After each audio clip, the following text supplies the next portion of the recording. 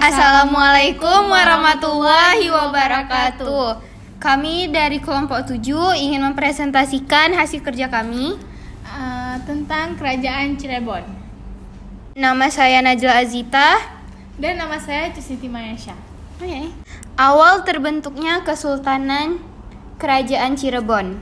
Kerajaan Cirebon merupakan sebuah kerajaan bercorak Islam ternama yang berasal dari Jawa Barat. Kesultanan Cirebon berdiri pada abad ke-15 dan 16 Masehi. Kesultanan Cirebon juga merupakan pangkalan penting yang menghubungkan jalur perdagangan antar pulau.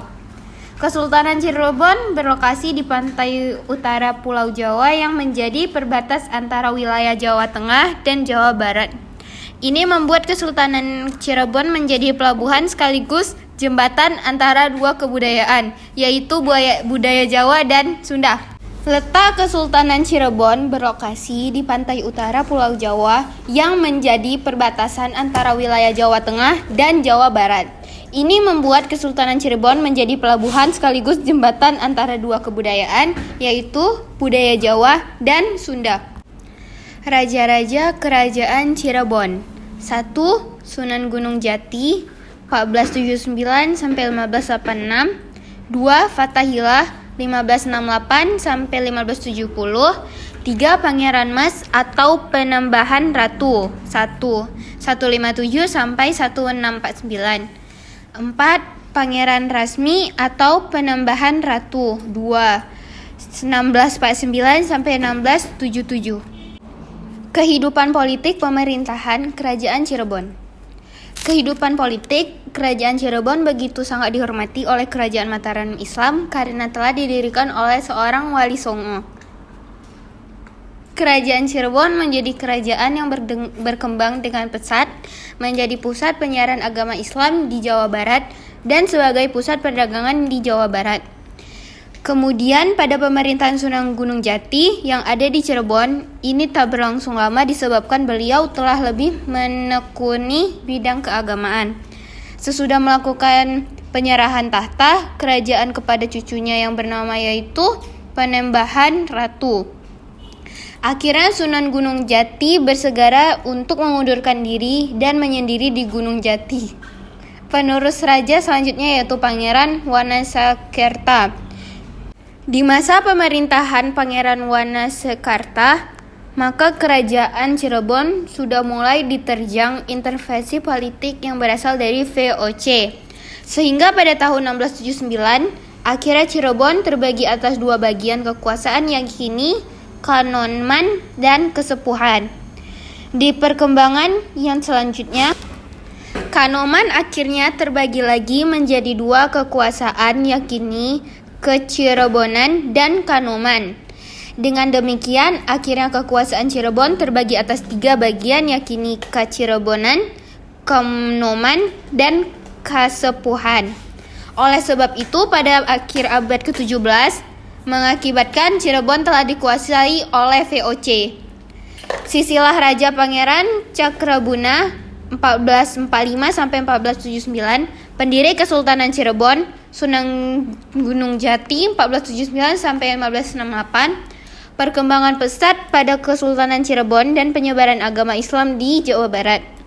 Pada masa ini, Kerajaan Cirebon berada pada puncak kejayaan. Fathahillah 1568 sampai 1570. Menantu dari Sunan Gunung Jati, Penambahan Ratu 1 1570 sampai 1649, cicit dari Sunan Gunung Jati, Penambahan Ratu 2 1649 sampai 1677, cucu dari Penambahan Ratu 1 yang bernama Pangeran Rasmi. Kehidupan ekonomi Kerajaan Cirebon. Kehidupan ekonomi Cirebon mengandalkan perekonomiannya pada perdagangan jalur laut, di mana terletak bandar-bandar dagang yang berfungsi sebagai tempat singgah para pedagang dari luar Cirebon yang juga memiliki fungsi sebagai tempat jual beli barang dagangan.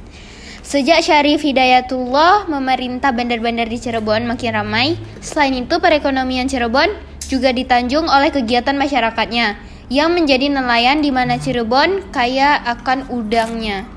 Kehidupan sosial Kerajaan Cirebon.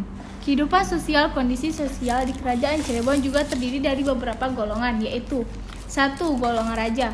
Para raja atau sultan yang tinggal di keraton melaksanakan ataupun mengatur pemerintahan dan kekuasaannya. 2. Golongan elit.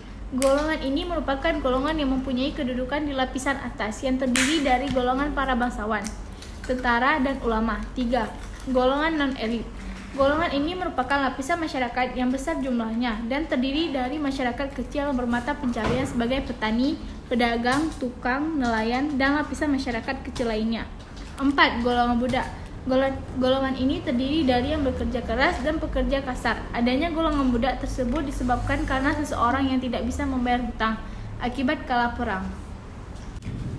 Kehidupan budaya Kerajaan Cirebon. Kehidupan budaya Cirebon memiliki beberapa tradisi ataupun budaya dan kesenian yang hingga sampai saat ini masih terus berjalan dan masih terus dilakukan oleh masyarakatnya. Salah satunya adalah upacara tradisional Maulid Nabi Muhammad SAW yang telah ada sejak pemerintahan Pangeran Cakrabuana, dan juga upacara pajak jimat dan lain sebagainya. Ukiran-ukiran yang ada pada keraton banyak menunjukkan pola zaman sebelumnya. Ukiran yang menunjukkan sifat khas pada Cirebon adalah ukiran pola awan yang digambarkan pada batu karang. Peninggalan Kerajaan Cirebon. Kerajaan Cirebon meninggalkan bukti peninggalan yang masih dapat dilihat hingga saat ini. Berikut jejak peninggalan Kerajaan Cirebon. 1. Bangunan Keraton Kesepuhan di Cirebon yang dibangun oleh Pangeran Cakrabuana. 2. Bangunan Keraton Kanoman di Cirebon yang didirikan oleh Pangeran Kertawijaya. 3. Bangunan Keraton Kacirebon. 4. Makam Sunan Gunung Jati. Keruntuhan Kerajaan Cirebon.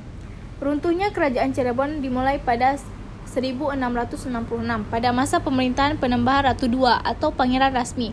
Penyebab keruntuhan dilatar belakangi oleh fitnah dari Sultan Amangkurat I.